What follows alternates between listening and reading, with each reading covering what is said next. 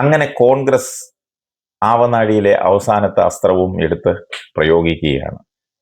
ആ ജന്മശത്രുക്കളായ കേരള കോൺഗ്രസിനെ തീർക്കാൻ മരിക്കാൻ വരെ തയ്യാറായിട്ടാണ് കോൺഗ്രസിന്റെ നിൽപ്പ്. ഇക്കുറി ജോസഫ് ഗ്രൂപ്പിനെ ഒന്ന് മത്സരിപ്പിച്ച് കൊഴുപ്പിച്ചിട്ടാണ് കൊല്ലാൻ കൊണ്ടുപോകുന്നതെന്ന് മാത്രം. പരുന്തിന്റെ മുകളിൽ കയറി പറക്കുന്ന കുരുവിയെ പോലെ കോൺഗ്രസിന്റെ പുറത്ത് ചവിട്ടി നിന്ന് കുറച്ച് സീറ്റുകൾ നേടാൻ ജോസഫ് ഗ്രൂപ്പുകാർക്ക് സാധിച്ചു. ഇനിയാണ് കോൺഗ്രസിന്റെ യഥാർത്ഥ കളി തുടങ്ങാൻ പോകുന്നത്.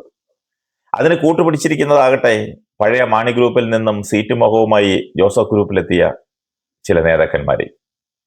പി ജെ ജോസഫിന്റെ ഈ ചതി ഇവർ അറിയാത്തവരല്ല. എങ്കിലും ഓരോരുത്തരുടെയും പ്രതീക്ഷ തങ്ങളോട് ജോസഫ് ഇത് ചെയ്യുകയില്ല എന്നുള്ളതാണ്. അതിന്റെ ഏറ്റവും വലിയ ഉദാഹരണം നിയമസഭാ തെരഞ്ഞെടുപ്പ് കഴിഞ്ഞ ഉടൻ നടന്ന ആദ്യ പാർട്ടിയുടെ ഉന്നതാധികാര സമിതി യോഗത്തിൽ തനിക്ക് സംസ്ഥാന ഭരണപരിഷ്കാര കമ്മീഷൻ ചെയർമാൻ സ്ഥാനം ലഭിക്കുന്നതിന് വേണ്ടി പ്രമേയം പാസാക്കുകയും അത് UDF നേതൃത്വത്തിന് കൈമാറുകയും ചെയ്തു. മുൻപ് KM മാണി മകനെ പാർട്ടി പ്രവർത്തനത്തിലേക്ക് കൊണ്ടുവന്നപ്പോൾ അതിനെതിരെ ശക്തമായി പ്രതികരിക്കുകയും പ്രതിഷേധിക്കുകയും ചെയ്ത ആളാണ് പി ജെ ജോസഫ് എന്ന കാര്യം മറന്നുപോകരുത്.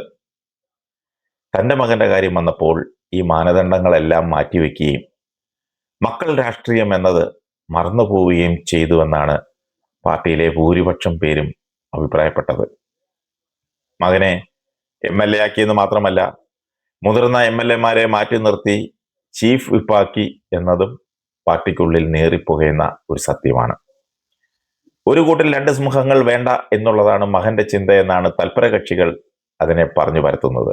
കഴിഞ്ഞ ദിവസം ചരൽക്കുന്നിൽ നടന്ന നേതൃത്വ പരിശീലന ക്യാമ്പിൽ തോമസ് ഉണ്ണിയാടൻ അടക്കം മാണി ഗ്രൂപ്പിൽ നിന്നും കുടിയേറിയ പഴയ പടക്കുതിരകൾ ആരും തന്നെ പങ്കെടുത്തില്ലെന്നത് പാർട്ടിയിൽ നടക്കുന്ന പൊട്ടിത്തെറിയുടെ നേർക്കാഴ്ചയാണ്.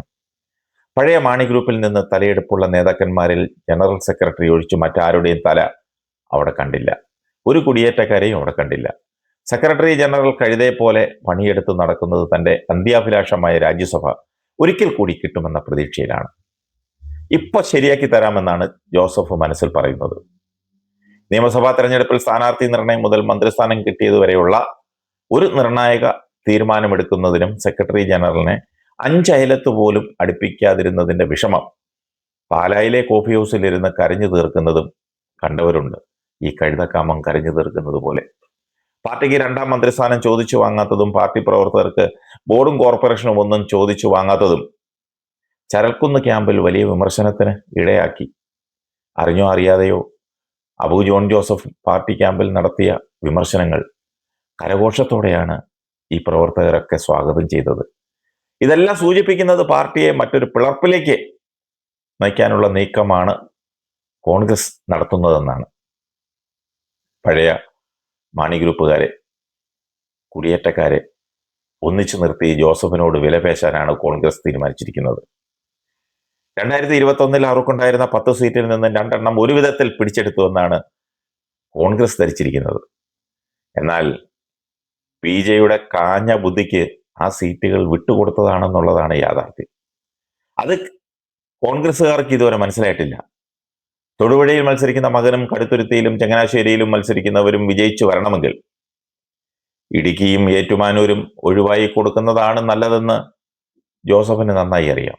2011 തെരഞ്ഞെടുപ്പിൽ മാണി ഗ്രൂപ്പിൽ സകല അപരാധവും പൊറുക്കണമെന്ന് പറഞ്ഞ് കാലുപിടിച്ച് കയറിക്കൂടിയ ഫ്രാൻസിസ് ജോർജിന് വേണ്ടി മൂവാറ്റുപുഴ സീറ്റ് KM മാണി കോൺഗ്രസുമായി വിലപേശി നിൽക്കുമ്പോൾ അത് വേണ്ടെന്ന് KM മാണിയോട് ആവശ്യപ്പെട്ടതും ജോസഫ് തന്നെയാണ്. ഒടുവിൽ ഫ്രാൻസിസ് ജോർജിന്റെ ശത്രുത മുഴുവൻ KM മാണിക്കും കിട്ടി. അതിന്റെ ഗുഡൻസ് എന്താണെന്നറിയാമോ?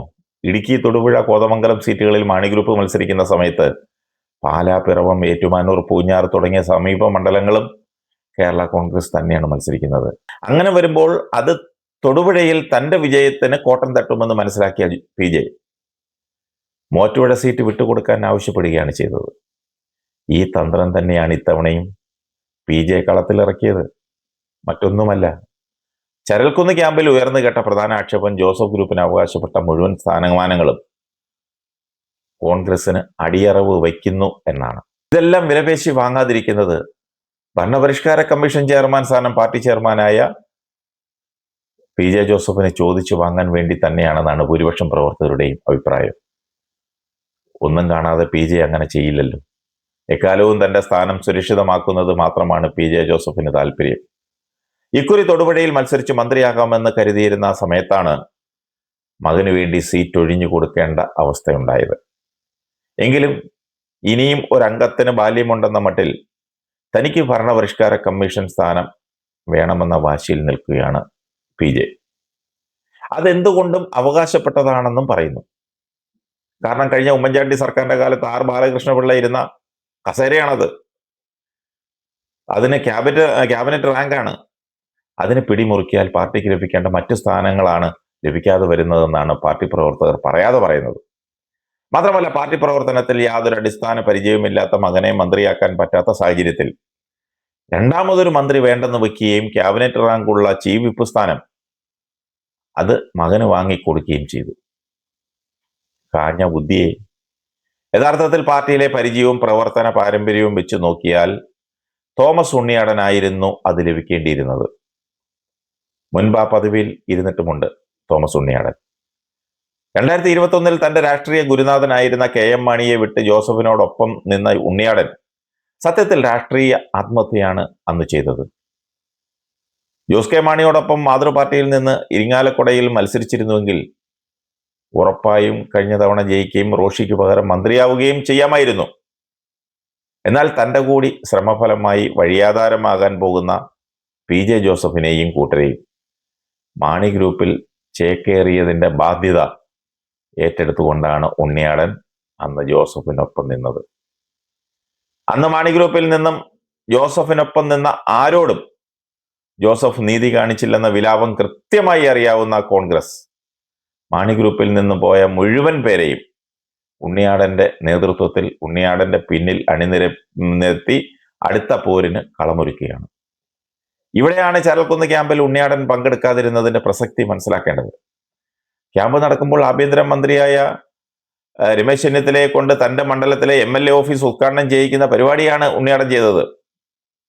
മാത്രമല്ല, പുതുശ്ശേരി, ജോയി എബ്രഹാം തുടങ്ങിയ അന്ന് മാണി ഗ്രൂപ്പിൽ നിന്ന് പോയ കുടിയേറ്റക്കാരായ മുഴുവൻ പേരും ഗതികെട്ടാപ്രേതമായി അലഞ്ഞു തിരിയുകയാണ്.